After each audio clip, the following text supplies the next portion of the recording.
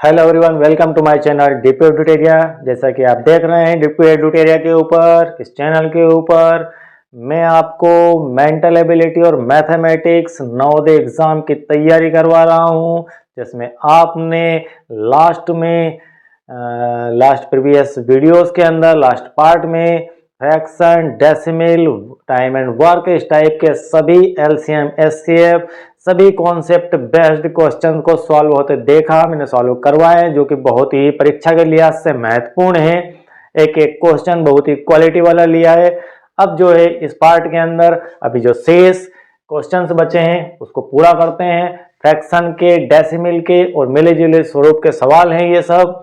तो चलिए, इसके अंदर परसेंटेज भी है, तो कुल मिला के आप इसे परसेंटेज के सवाल भी खेल सकते हैं। इसके अंदर फ्रैक्शन भी होता है, परसेंटेज भी होता है और एलसीएम, एचसीएफ इनकी अवधारणा तो हालांकि नहीं होती, लेकिन कहीं कहीं उपयोग होता है। तो सभी का मिला जुला स्वरूप जो है चल रहा है। तो चलिए शुरू करते हैं। अगला क्वेश्चन हमारा है, बेसिकली ये हमारा पार्ट चल रहा है परसेंटेज संबंध में। तो एक बाबू वर्ष 1975 में वार्षिक वेतन 3660 रुपए प्राप्त करता है। तो हमारा यहाँ पर क्वेश्चन ये कह रहा है कि 1975 में किसी व्यक्ति बाबू को 3660 रुपए मिलते थे। मिलते हैं इस वर्ष 1974 से उसका वेतन 20% अधिक है। मतलब 1974 से जो वेतन मिल रहा है वो इंक्रीज हुआ है कितने प्रतिशत? 20% की इसमें बढ़ोतरी हुई है।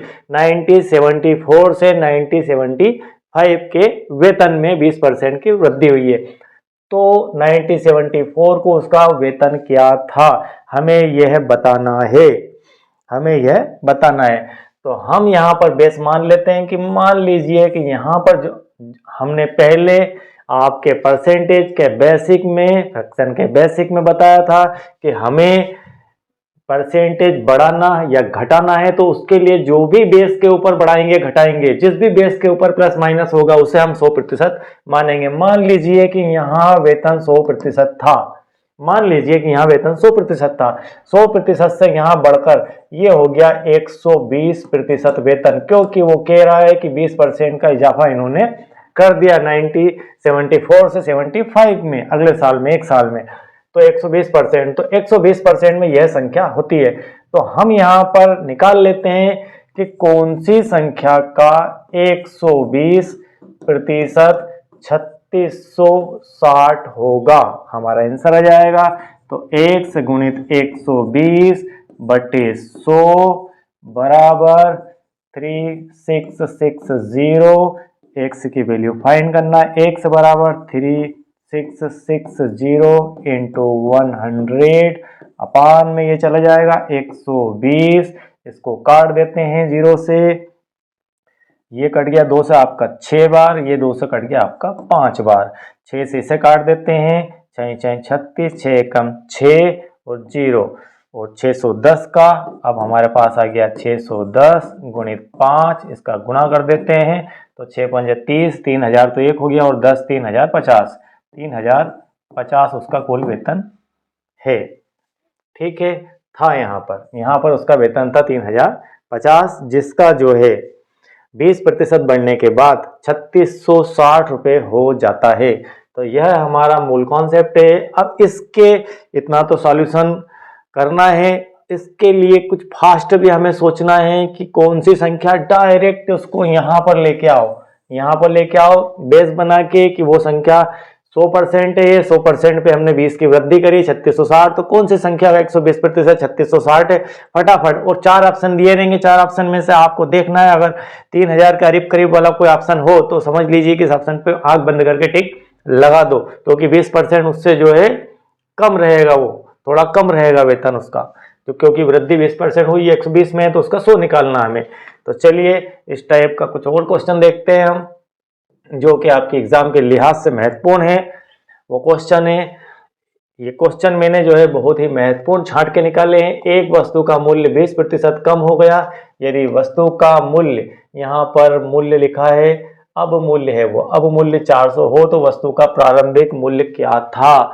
मतलब हमें बताना है कि पहले उसका मूल्य क्या था, एक वस्तु का मूल्य 20% कम हो गया, वस्तु का अब मूल्य 400 है, तो वस्तु का प्रारंभिक मूल्य कितना होगा।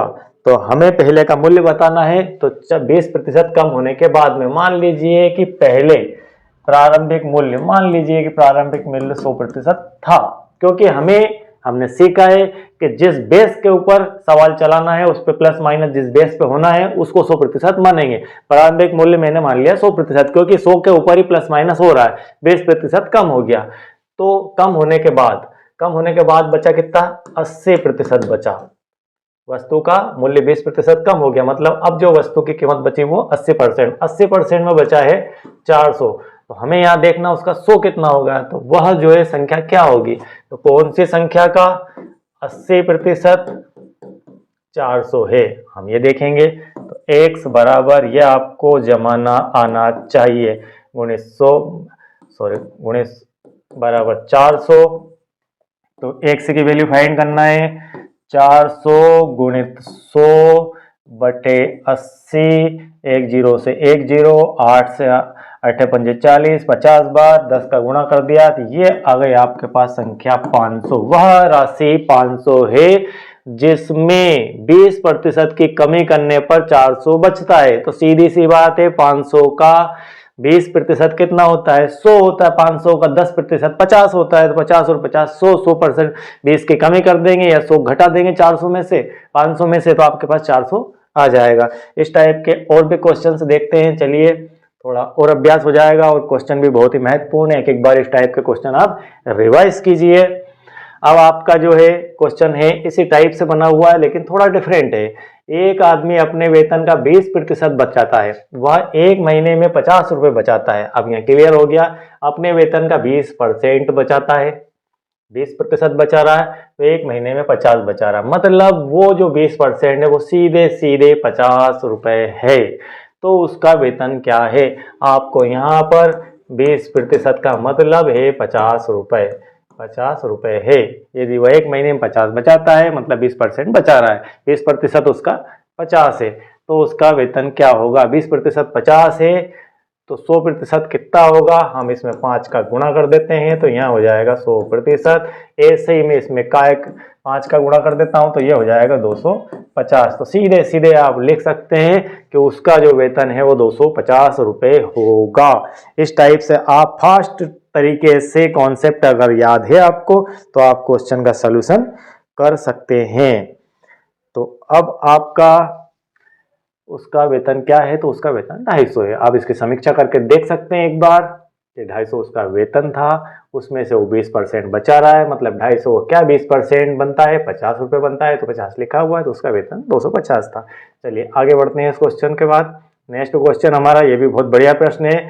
इस टाइप के अमूमन आपको क्वेश्चन पूछे जाते हैं परीक्षा में, ये बहुत ही महत्वपूर्ण क्वेश्चन है। ए बी करके पूछा जाता है, ए बी की आमदनी में तुलना करके पूछा जाता है। हम देख रहे हैं यहां पर ए बी की अपेक्षा 20% अधिक कमाता है। यहां पर लिखा है कि ए जो है बी की अपेक्षा 20% अधिक कमाता है, तो बी की अपेक्षा ए ज्यादा कमाता। कंफ्यूजन पहले तो यहां बहुत होता है कि कौन ज्यादा कमाता है, तो ए ज्यादा कमाता है बी की अपेक्षा। तो बी मान लो 100% कमाता है, यहां बात प्रतिशत की चल रही है, तो ए 120% कमाता है। यदि बी 40 कमाता है, ये 40 है, तो ए कितना होगा, आपको वैसे ये देख के बता देना चाहिए।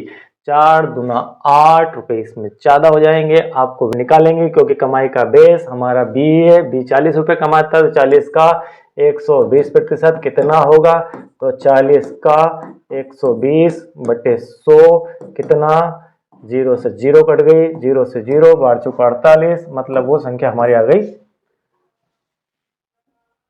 48, वो संख्या हमारी है 48, ये 48 रुपए कमाता है। तो इस प्रकार के और भी सवाल आपको देखने को मिलेंगे नेक्स्ट पार्ट के अंदर। Thank you very much.